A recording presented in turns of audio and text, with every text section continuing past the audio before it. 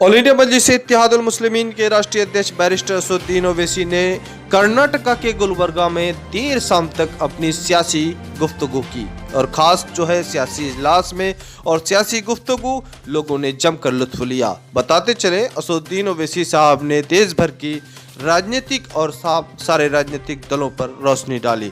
खासतौर पर उन्होंने बीजेपी और आरएसएस पर जमकर उन्होंने बरसे कि जहां पर ओवैसी का नाम आया तो बी टीम और जहां पर तुम्हारी पार्टी का आदमी भाग गया तो बोलते नहीं भटक गया उन्हें, वापिस आ जाता उन्हें। फिर मीडिया वाले पूछते ओवैसी, अरे नहीं उन्हें तो पूरा उनका ही है, मैं किसी का नहीं हूं ना कभी किसी का रहूंगा, इंशाअल्लाह ताला मैं तुम्हारा था और तुम्हारा ही रहूंगा इंशाअल्लाह। फिलहाल आपको हम बताने जा रहे हैं कि असदुद्दीन ओवैसी साहब ने भारत के किसानों को लेकर जिंदाबाद के नारे भी लगाए। अपने स्पीच के दौरान में इस तरह के नारे लगाना अब ये दर्शाता है कि असदुद्दीन ओवैसी साहब भारत के उन किसानों के साथ हैं जो आज कई महीनों से सड़क पर बैठे हुए हैं, अपनी मांग को लेकर लगातार अड़े हुए हैं। फिलहाल असदुद्दीन ओवैसी साहब गुलबर्गा में इस तरह से किसानों के हित में नारे लगाना अब ये दर्शाता है कि भारतीय राजनीतिक में और भूचाल आने वाला है। जोर से पुकारो, ऐसा नहीं होता अभी से तुम हाँ कर रहे, हाँप रहे, पूरी ताकत के साथ पूरा हिल जाना।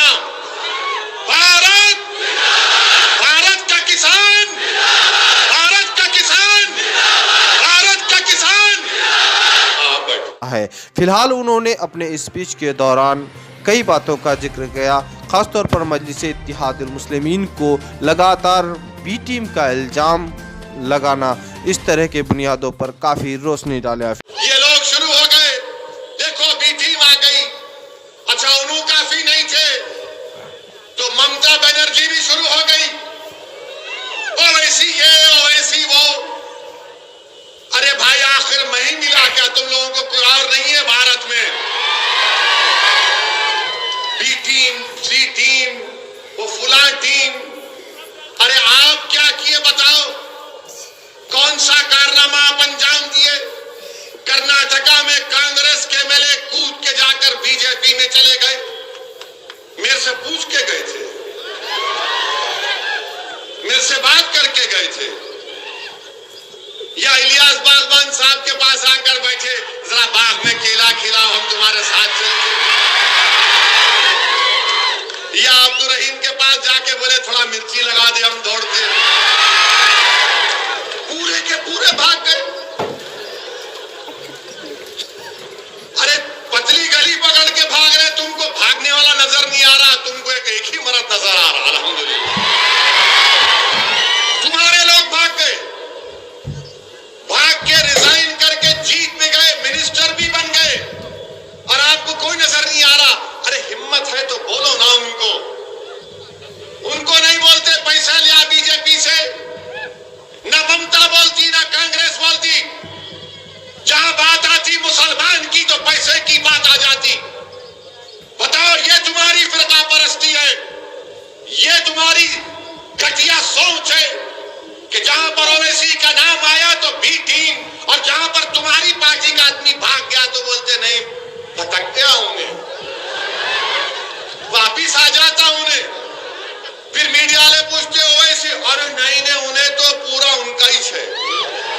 उन्होंने इस सियासी गुफ्तगू में बंगाल चुनाव के बारे में जिक्र किया और देश के अलग अलग हिस्सों में चुनाव लड़ने के बारे में भी जिक्र किया।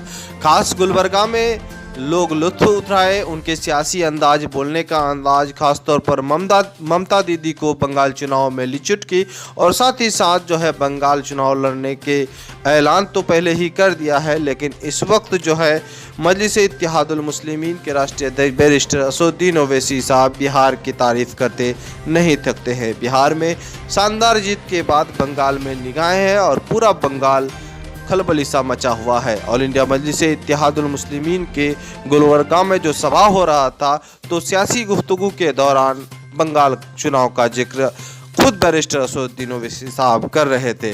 बंगाल चुनाव ऐसा लग रहा है कि बड़ी मजबूती के साथ लड़ेंगे और ख़ास तौर पर जो है असदुद्दीन ओवैसी साहब जो है बिहार जीतने के बाद बंगाल और मजबूत बनाएंगे और बंगाल में असदुद्दीन ओवैसी साहब को 50 सीटों पर टारगेट है और 50 सीट अगर जीतते हैं तो उत्तर प्रदेश की चुनाव जीतना उसे आसान हो जाएगा। फिलहाल जो है कर्नाटक का दौरा के बाद असदुद्दीन ओवैसी साहब का अब इंतज़ार गुजरात में हो रहा है और गुजरात में जो तारीखों का ऐलान हुआ था अब वो तारीखों का ऐलान फिर से होना है। किसी कारण वो तारीख कैंसिल के होने की खबरें मिल रही है। फिलहाल जो है गुजरात में मजलिस इत्तेहादुल मुस्लिमीन का तैयारी जोर पर है और गुजरात में 2022 को चुनाव होना है और वहाँ पर खास मोदी का गढ़ है और उस मोदी के गढ़ में ऑल इंडिया मजलिस इत्तेहादुल मुस्लिमीन का एंट्री भी है और वहाँ पर छोटू भाई वसावा के साथ पार्टी गठबंधन की है और साथ ही साथ साबिर काबिलीवाला वहाँ के प्रदेश अध्यक्ष हैं। लगातार कार्यकर्ताओं के साथ मीटिंग कर रहे हैं और वहाँ पर अहमदाबाद से ही चुनाव का आगाज़ होगा, शुरुआत होगा जैसा उम्मीद लगाया जा रहा है और ख़ास तौर पर खबरें आ रही हैं कि अहमदाबाद में नगर चुनाव है और नगर चुनाव में 15 वार्डों से वहाँ पर चुनाव लड़ेंगे और निश्चित है कि वहाँ 15 वार्डों से जब चुनाव लड़ेंगे तो वहाँ पर नगर चुनाव से खाता खुलेंगे और ऑल इंडिया मजलिस इत्तेहादुल मुस्लिमीन जो है 2022 की तैयारी वहाँ पर भी है।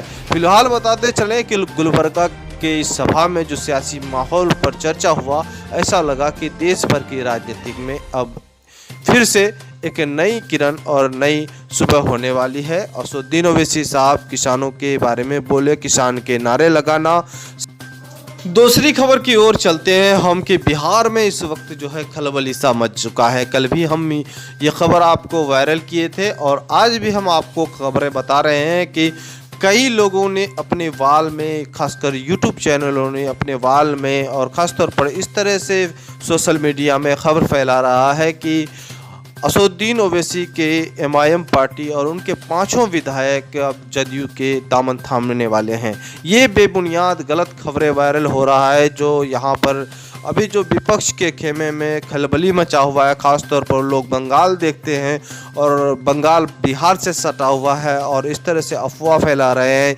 ये खबरों पर नज़रअंदाज करना चाहिए और ख़ास तौर पर जो है ये गलत खबरें जो है इस सोशल मीडिया में वायरल हो रहा है। फिलहाल आपको हम बता दें कि मजलिस इत्तेहादुल मुस्लिमीन के 5 विधायक, MIM के 5 विधायक किसी भी मंत्री या किसी भी लालच में बिकने वाले नहीं हैं और साथ ही साथ मजलिस इत्तेहादुल मुस्लिमीन में रहकर यहाँ पर विकास करना चाहती है। खास पर 5 विधायक का ये टारगेट है कि देश का मॉडल है और यही यहाँ से ही काम देखकर देश के अलग अलग राज्यों में लोग जाएंगे और साथ ही साथ वहाँ पर जो है जिस तरह से बिहार में कामयाबी मिली है उस तरह से हर जगह कामयाबी मिल सकती है। तो फिलहाल आपको बता दें कि मजलिस इत्तेहादुल मुस्लिमीन के 5 विधायक बिहार के मुख्यमंत्री नीतीश कुमार से मुलाकात किए थे और मुलाकात इसलिए किए थे कि बिहार के सीमांचल एरिया जो है बहुत पिछड़ा है और पिछड़ेपन के बारे में अवगत करना उनका फ़र्ज़ बनता था और बिहार के मुख्यमंत्री नीतीश कुमार है उनसे मिलना उनको अनिवार्य था। इसी हाल पर उन्होंने वहां पर सारे पदाधिकारियों से मुलाकात की और ख़ास तौर पर जो है बिहार के मुख्यमंत्री से मुलाकात करना, अब सोशल मीडिया में उस फोटो वायरल करना, ये बेबुनियाद बात तोड़ मरोड़ कर पेश करना लोगों के जहन को भटकाने का काम कर रहा है। इस तरह से बेबुनियाद खबरें वायरल हो रहा है जो अफवाह का बाजार गर्म है। फिलहाल मजलिस इत्तेहादुल मुस्लिमीन के विधायक किसी भी दल में शामिल नहीं है, वो 5 विधायक अलग दल में है और यहाँ पर जब विपक्ष जो मजबूत पार्टी जब खामोश रहता है तो मजलिस इत्तेहादुल मुस्लिमीन के ही विधायक बिहार में शिक्षा, स्वास्थ्य और रोजगार के मुद्दे पर बोलती रहती है। एक और नारा लगाना है, वो किसानों तक जाना, वो लड़ रहे मोदी के खिलाफ। सिंगूर बॉर्डर पर मेरे शेरों लगाएंगे नारा, आप लगाओ। हिंदुस्तान, भारत, भारत, जरा जोर से पुकारो, ऐसा नहीं होता अभी से तुम हाँ कर रहे, हाँप रहे। पूरी ताकत के साथ पूरा हिल जाना। भारत, भारत का किसान, भारत का किसान, भारत का किसान। आप बैठो।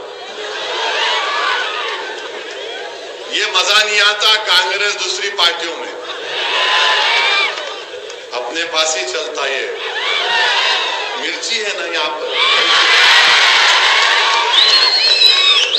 मजलिस से मुखालिफत, हम बिहार में इलेक्शन लड़े, बिहार में इलेक्शन 20 सीट पर लड़े, 20 सीट पर हम इलेक्शन लड़े। अच्छा, पहले बिहार से पहले कर्नाटका असेंबली के इलेक्शन में हम कुमारस्वामी और देवेगौड़ा साहब की तायद करें। ये हमारे को नहीं मालूम था तायद करे। जब उन्होंने सीएम बन रहे थे, मैं मुल्क से बाहर था, उम्रा करने जा रहा था। बोले आप आओ, मेला मैं नहीं आता। बोले क्यों नहीं आते? मेला मैं डाइस पे नहीं खड़े रहता, एक से एक हमा किस्म के लोग बैठे, मैं नहीं आ सकता। और आप बहुत बड़ी गलती कर रहे कुमारस्वामी, कांग्रेस के साथ जाकर आप पछताएंगे, याद रखना। गए, मगर आप देखे तो क्या है, कुमारस्वामी भी बीजेपी के साथ हाथ में हाथ पकड़ के रोमांस कर रहे हैं। चेयरमैन हमारे को दे दो, तुम वाइस चेयरमैन। ये कैसा मोहब्बत है रे तुम लोग? एक पे रहना ना, वो भी नहीं। अब चेयरमैन का इलेक्शन है।